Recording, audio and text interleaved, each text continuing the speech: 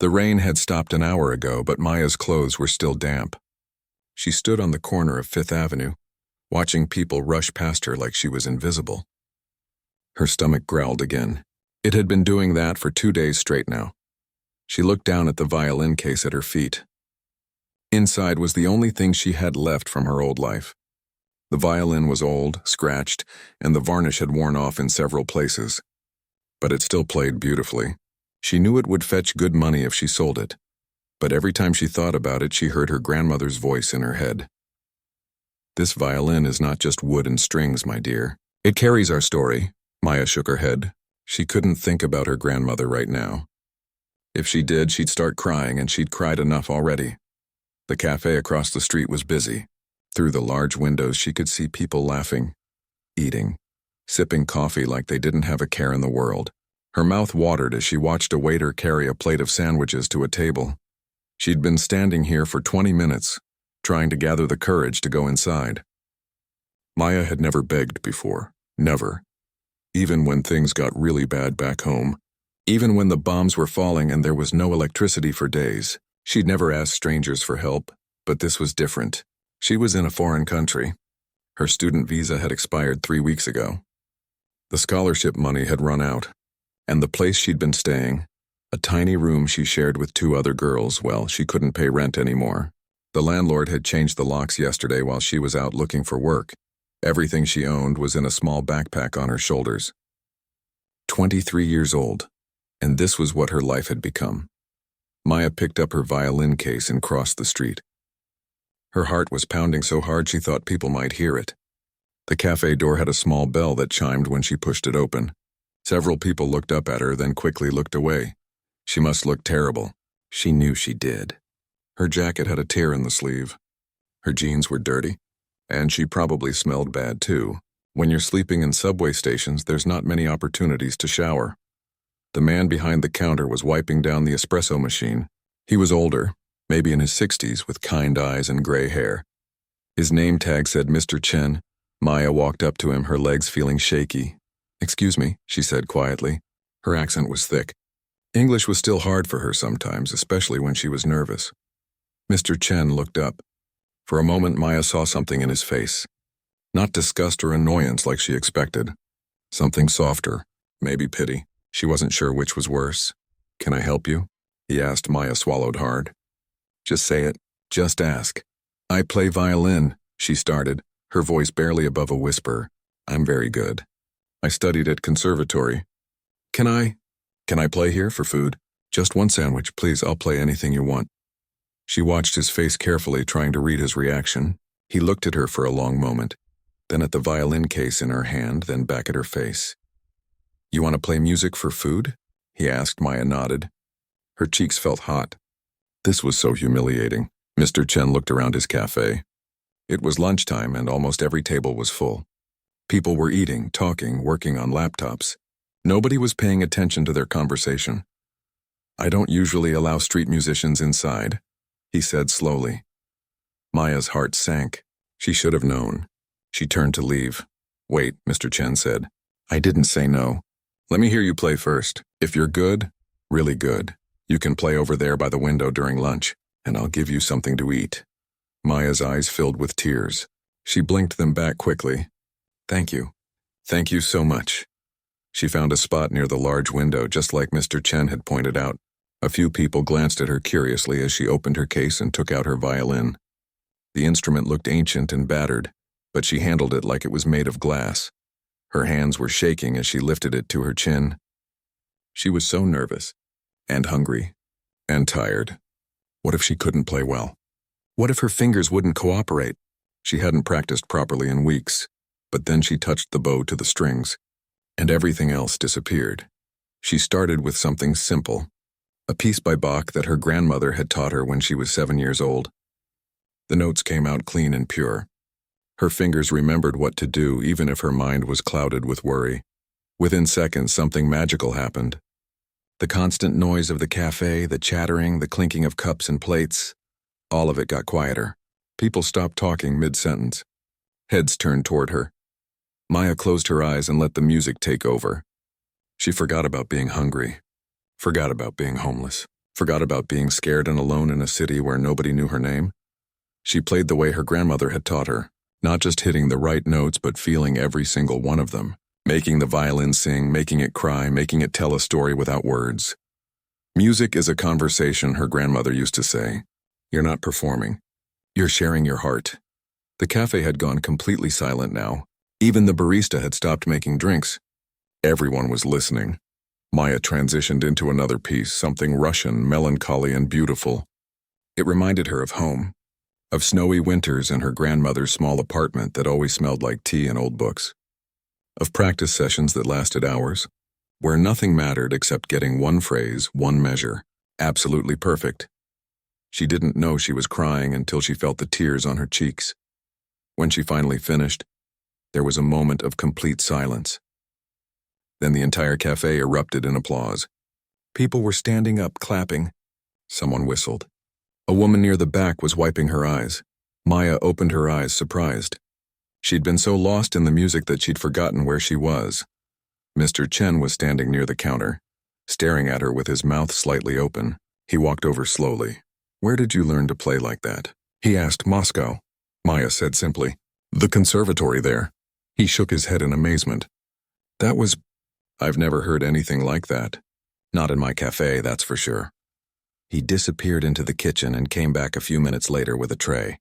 On it was a large sandwich, a bowl of hot soup, a salad, and a cup of tea. Much more than she'd asked for. "Eat," he said, setting it down on the table next to her. "And you can come back tomorrow if you want. Play during lunch. I'll feed you." Maya looked at the food, then at Mr. Chen, then back at the food. The tears came harder now and she couldn't stop them. "Thank you," she whispered. "You don't know what this means to me." As she ate slowly, savoring every bite like it might be her last, she didn't notice the man in the corner booth. He was typing rapidly on his phone, a look of intense concentration on his face. He'd recorded her entire performance, and he knew exactly who she reminded him of. The soup was still warm when Maya lifted the spoon to her lips. She'd almost forgotten what real food tasted like. For the past week, she'd been surviving on whatever she could find. Half-eaten bagels from trash cans outside bakeries, free samples at grocery stores. Once, she'd eaten an entire meal of ketchup packets and crackers she'd taken from a fast food restaurant. But this was actual food, made with care, served on a real plate. She ate slowly, trying to make it last, trying to remember this moment, because she didn't know when the next meal would come. Even with Mr. Chen's offer to let her play tomorrow, nothing in her life felt certain anymore. The cafe had returned to its normal rhythm. People were back to their conversations, their phones, their laptops. But Maya noticed something different now. Some of them kept glancing at her, not with the usual looks she'd gotten used to, the ones that said homeless person, look away. These were different looks, curious, interested. A few people smiled at her. She was halfway through her sandwich when a man approached her table. He was maybe 40, well-dressed in a dark coat and expensive-looking shoes. He had a notebook tucked under his arm and that confident way of walking that successful people have. Maya tensed. Was he going to ask her to leave? Tell her she didn't belong here. "Excuse me," he said. His voice was gentle. "I hope I'm not interrupting your meal." Maya put down her sandwich and wiped her mouth with a napkin. "No, it's okay." The man gestured to the empty chair across from her. "May I sit for just a moment?" She nodded, confused and a little scared. What did this man want? He sat down and looked at her with an expression she couldn't quite read. "My name is David Rothschild. I'm a music critic. I write for the New York Times." Maya's eyes widened. The New York Times. Everyone knew that newspaper. Even back home in Russia, people talked about it. "I heard you play just now," David continued. "And I have to tell you, I've been reviewing classical music for 20 years. I've heard performances at Carnegie Hall, at the Met, all over the world. But what you just did..." He paused, shaking his head. "That was extraordinary." Maya didn't know what to say. She just stared at him. "Where did you study?" he asked. "Moscow Conservatory," she said quietly. "But I had to leave. Because of the war." David nodded slowly. "I thought so. Your technique is too refined to be self-taught. But it's more than just technique. The way you play, it's like you're not just reading music. You're speaking it. Like it's your first language." Maya felt her throat tighten. That's exactly what her grandmother used to say. Music is your first language, Maya. Russian is your second. English is your third. Can I ask you something? David said, leaning forward. That interpretation you did of the Bach piece, those little ornamentations, the way you shape certain phrases, where did you learn that? From my grandmother, Maya said. She taught me everything. What's her name? Maybe I've heard of her. Maya hesitated. She hadn't spoken her grandmother's name out loud in months. It hurt too much. Anastasia Volkov, she finally said. David's face went completely white. He sat back in his chair like she'd just slapped him. Anastasia Volkov, he repeated slowly. The Anastasia Volkov? Maya nodded. But that's impossible. I mean, not impossible, but... David was fumbling with his phone now, his hands shaking slightly. Anastasia Volkov was one of the greatest violinists of the 20th century. She performed with the Bolshoi, with orchestras all over Europe. I have recordings of her performances from the 1970s.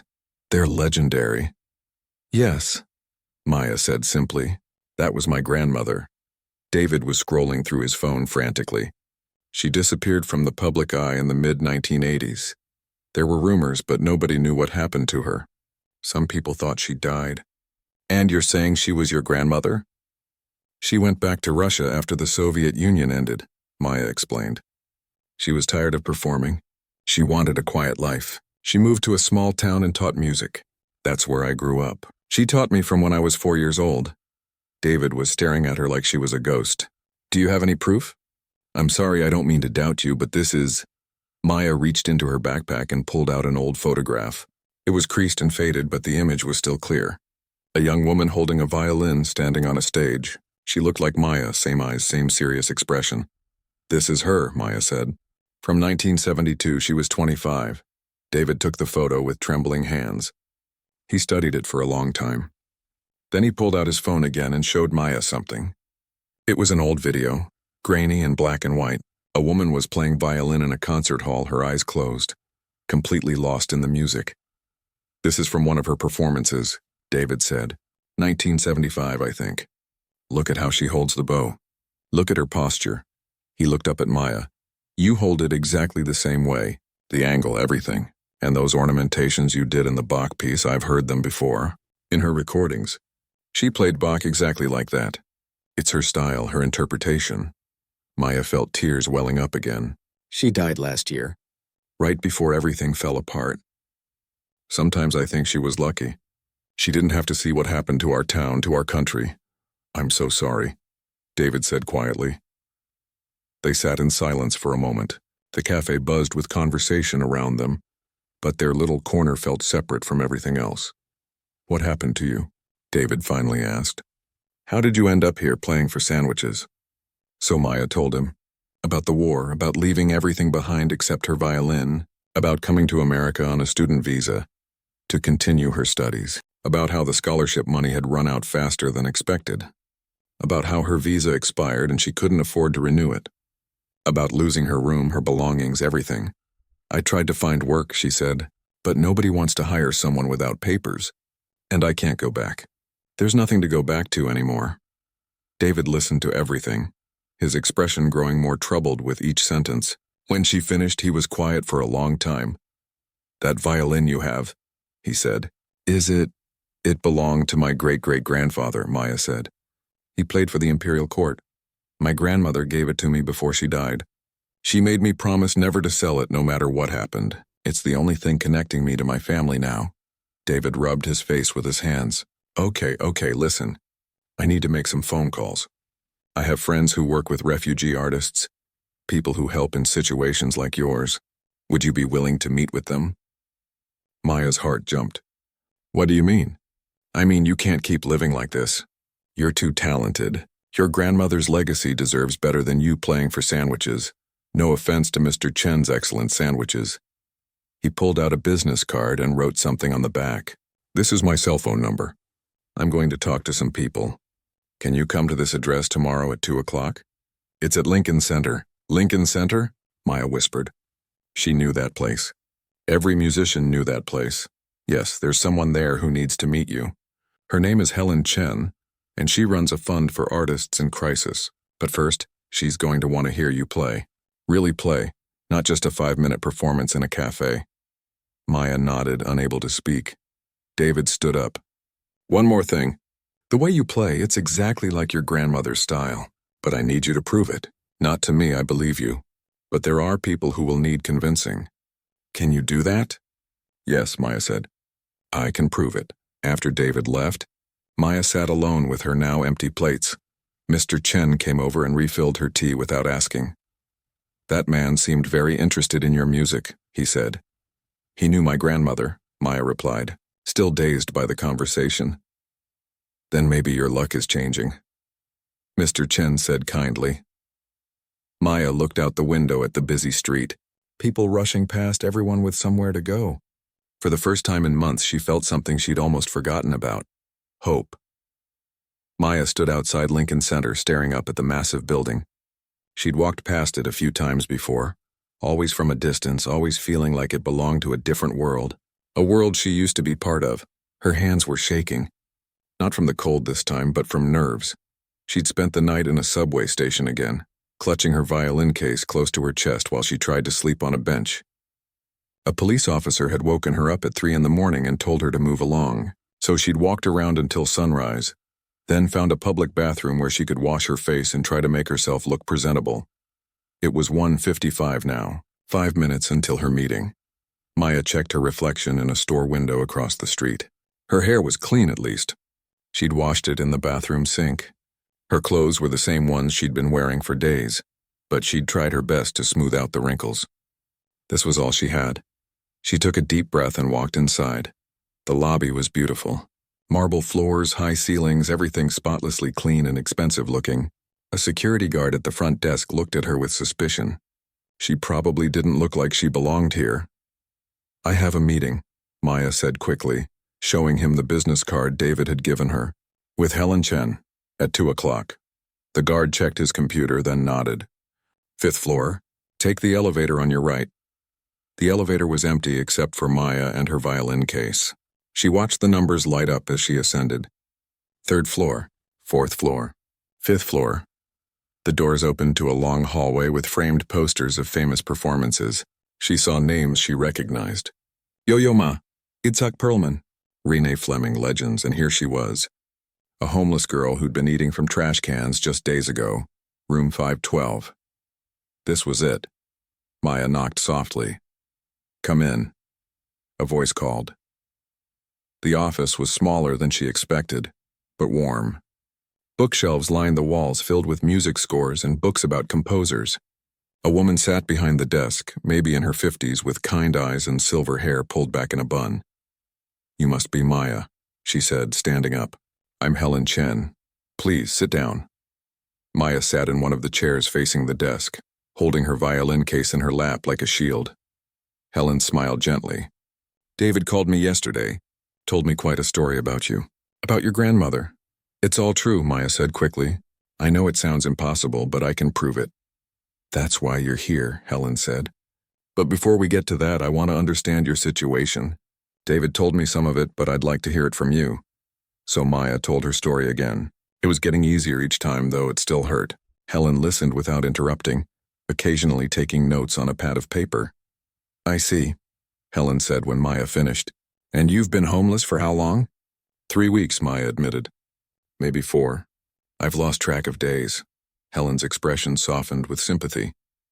I run the Artist Relief Fund here at Lincoln Center. We help musicians and performers who are facing crisis situations. Immigration issues, financial hardship, things like that. If your story checks out, if you really are who you say you are, we can help you. Housing, legal assistance with your visa, even potential performance opportunities. Maya's heart leaped. Really? Really? But I need to verify your connection to Anastasia Volkov first.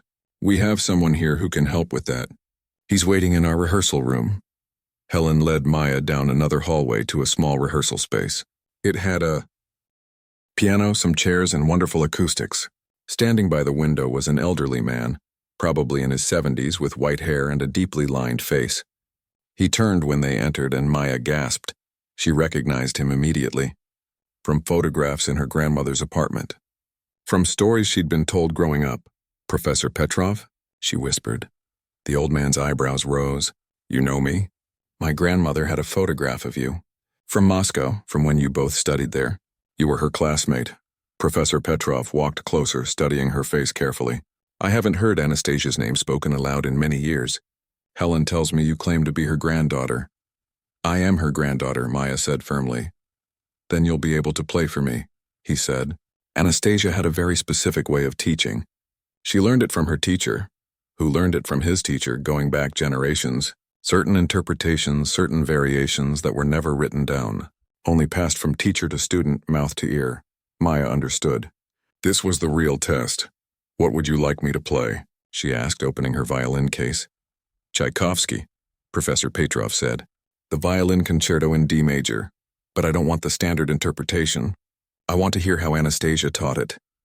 Maya's hands trembled as she lifted her violin. This was the piece her grandmother had worked on with her for years. The piece they'd played together, with her grandmother on piano in the small apartment in Russia. The last piece they'd worked on before her grandmother got sick. This concerto tells a story, her grandmother had said. Not the story the notes tell, but the story between the notes. The story only we know how to tell. Maya closed her eyes and began to play. The opening was familiar, but then she added the small variations her grandmother had taught her. A slight emphasis on certain notes. A different bowing technique in the second phrase. Ornamentations that weren't in the published score but had been passed down through her family for over 100 years. She played from memory, letting muscle memory and emotion guide her fingers. She forgot about Helen watching, forgot about being tested, forgot about everything except the music and her grandmother's voice in her head. Good, Maya. Now slower here. Feel the sadness. Yes, like that. When she moved into the second movement, she heard a sound. She opened her eyes slightly and saw Professor Petrov had sat down. His face was wet with tears, but she didn't stop. She played through to the end, pouring everything into it. All her grief, all her loss, all her hope that maybe somehow things could get better. The final note hung in the air for a long moment. Then Professor Petrov stood up slowly. He walked over to Maya, his whole body shaking. He took her hands in his. You are her granddaughter, he said, his voice breaking. Every variation, every interpretation exactly as she would have played it. Exactly as her teacher taught her, and his teacher before him. I would recognize Anastasia's teaching anywhere. He pulled Maya into a hug and she felt his shoulders shake with sobs. She was my dearest friend. We studied together for 6 years. When she left, when she disappeared from the music world, I never knew what happened to her. I thought perhaps she had died. And now here you are carrying on her legacy. Maya was crying too now. She spoke about you. She said you were the best pianist she'd ever worked with. And she was the finest violinist I've ever known. Professor Petrov said. Her gift was extraordinary. And she passed it to you. Helen was wiping her own eyes. I think we have our verification, she said softly. Professor Petrov released Maya and turned to Helen. This young woman is indeed Anastasia Volkov's granddaughter. I would stake my reputation on it. Every detail of her playing confirms it. Helen nodded. Then we have work to do. She looked at Maya. Starting today, you're under our protection. We'll get you housing immediately. I have an apartment in our artist residence program that just became available. We'll start the paperwork for an emergency artist visa, and we need to get you properly fed and rested.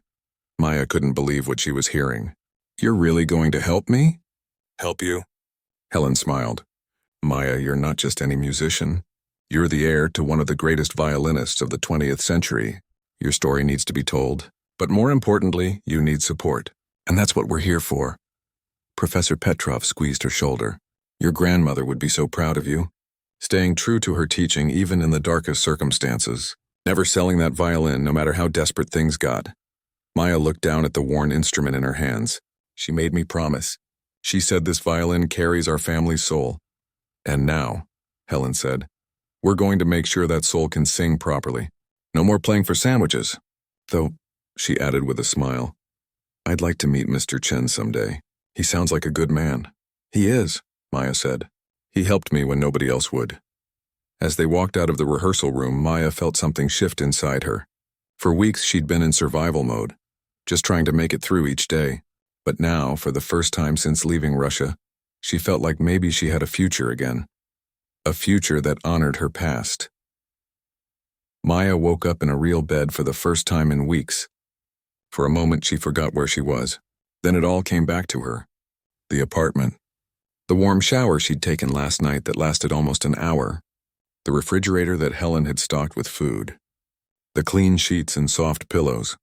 She'd cried herself to sleep, but they were different tears. Not tears of desperation, but tears of relief. The apartment was small but perfect. One room with a bed, a desk, and a tiny kitchen area. The bathroom was clean and had hot water. There was even a music stand in the corner and a chair positioned perfectly for practice. Everything a musician needed. Maya got up and made herself tea. Real tea from a box Helen had left for her. She stood by the window looking out at the city. The morning sun made everything look golden. People were heading to work, cars were honking, the city was alive.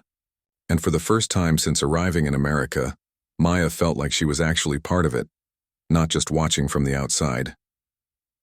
Her phone buzzed. Helen had given her a simple phone yesterday, already loaded with important numbers. The text was from David Rothschild. My article comes out today, New York Times. I wanted you to know before it goes live. I hope I did your story justice. Maya's heart started pounding. An article. About her.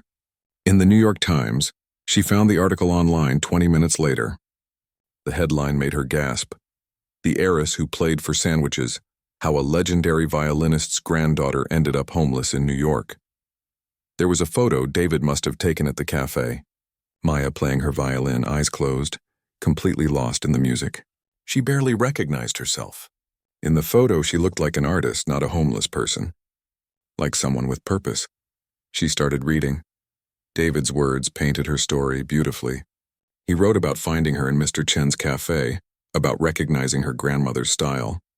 He explained who Anastasia Volkov was, including links to old recordings of her performances.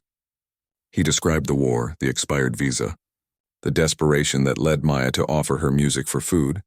But what struck Maya most was how he wrote about her playing. In 20 years of music criticism, I have heard thousands of performances. But I have rarely witnessed something as raw and powerful as what this young woman did in a small cafe on Fifth Avenue. She wasn't just playing notes. She was bearing her soul. Every phrase carried weight. Every silence held meaning. This is what happens when technique meets genuine suffering meets extraordinary heritage. The article went on to explain how Professor Petrov had verified her identity, how the Artist Relief Fund was now helping her. David ended with a call to action. Maya's story is not unique. There are countless refugee artists struggling in cities around the world, talented, trained musicians and performers whose lives have been destroyed by war and circumstance. We must do better. Organizations like Lincoln Center's Artist Relief Fund need our support. And we must remember that behind every street musician, there might be a story worth hearing, a talent worth saving, a legacy worth preserving. Maya read the article 3 times. Then she started crying again. Her phone rang. It was Helen. Have you seen it? Helen asked. Yes, Maya managed to say. Good. Because I need you to come to my office this morning. Things are about to get very busy. Maya didn't understand what Helen meant until she arrived at Lincoln Center 2 hours later. The office was chaos. Helen's phone was ringing constantly. Her assistant was fielding calls and taking messages. There was even a TV crew waiting in the lobby. What's happening? Maya asked. Helen looked exhausted but excited. Your story went viral. David's article has been shared over 100,000 times. We've had calls from news programs, radio stations, podcasts. Everyone wants to talk to you.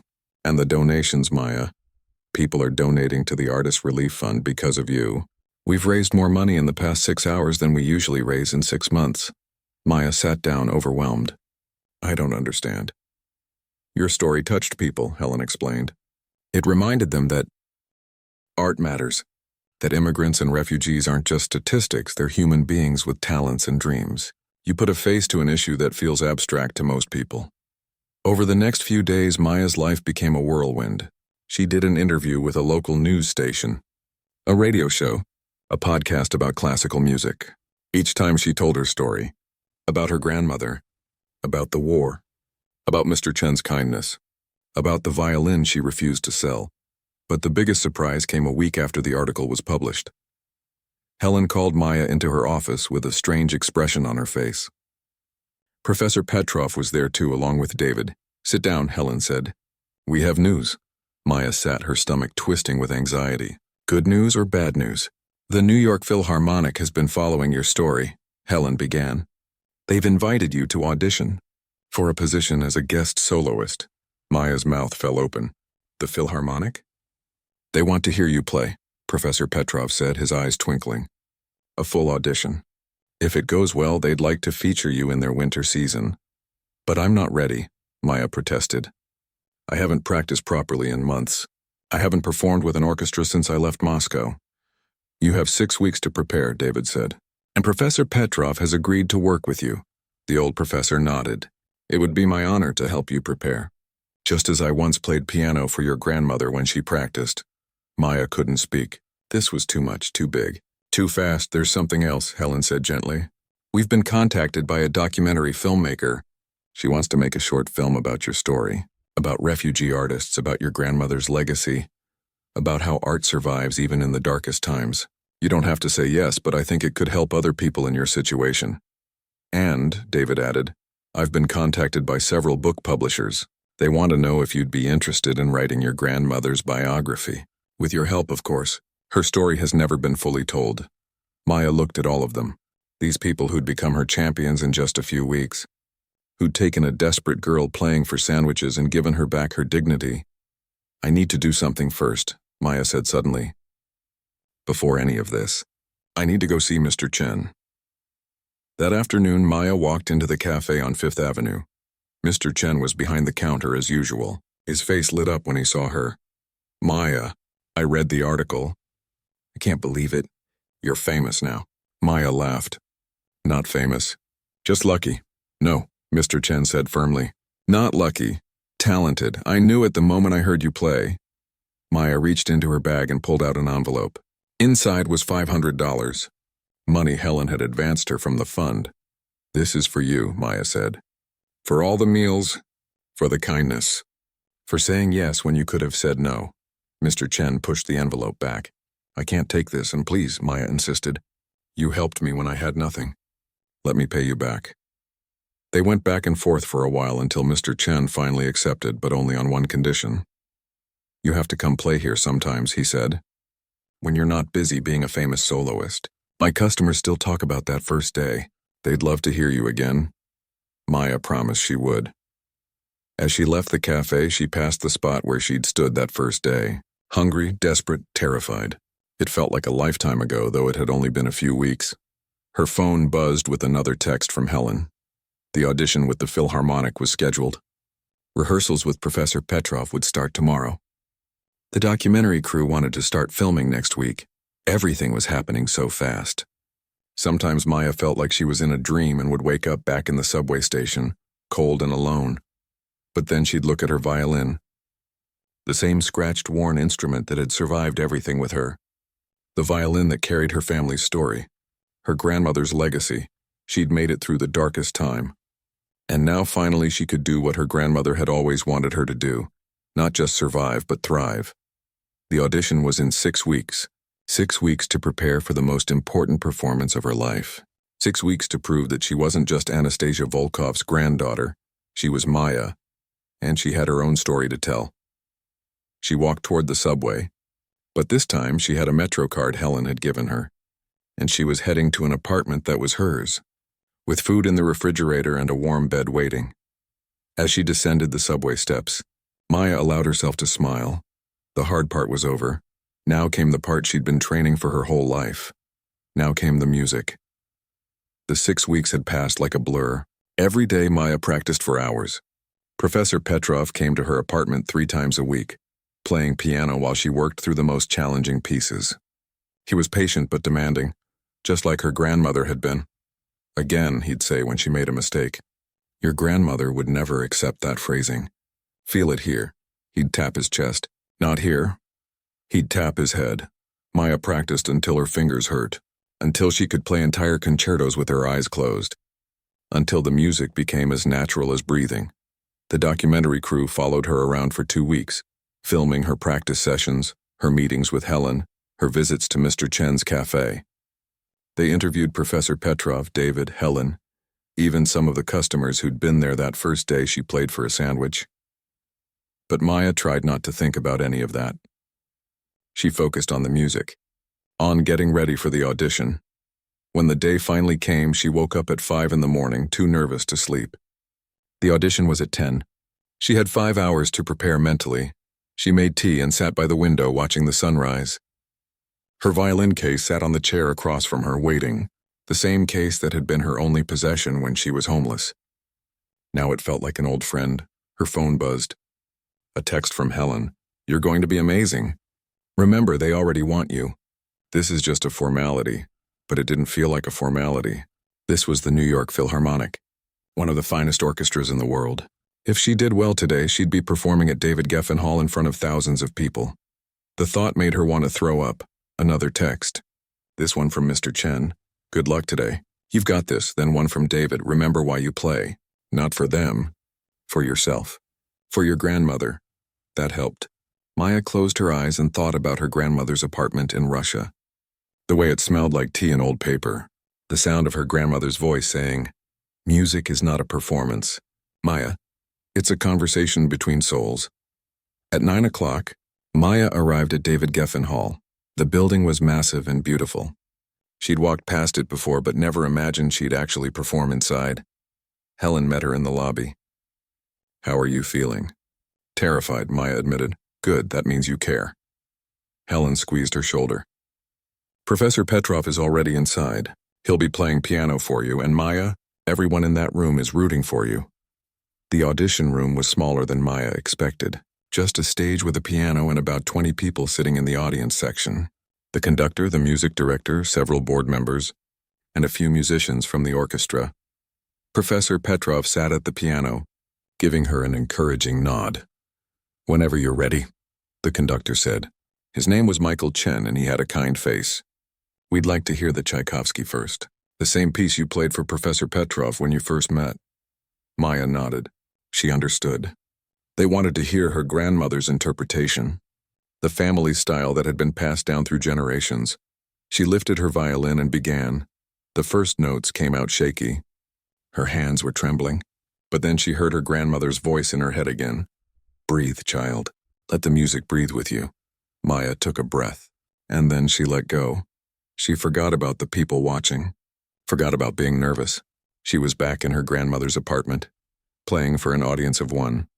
The person who'd taught her everything. The person who'd believed in her when nobody else did. The music flowed through her like water. Natural, inevitable, true. When she finished, there was silence. Maya opened her eyes and saw that several people in the audience were wiping their eyes. The conductor cleared his throat.